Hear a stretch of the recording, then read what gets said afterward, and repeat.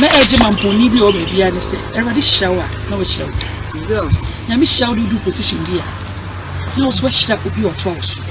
obi oto awoso ene se wo boa me esi school wo boa man kola bia se bi onni bi ono so wanya bi America person Sunday congressman and as assemblyman the even assemblyman to your level and as parliamentarian now we give you back to your committee like say we papa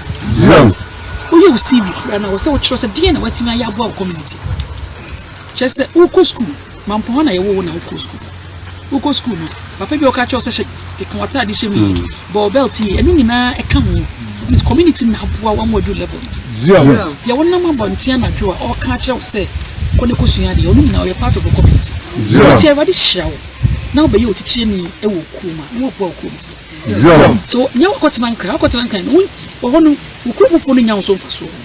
ti kakaka obetim dia bo wo to cement ba kwa maye wo to chance dan one packet bia maye ene na wo give back to your community ti meji every mamponi and as every Ghanaian bia se be yankopon afa wo so aduro wo ba boa wo community na rade ade e share money we do obi obeja me bia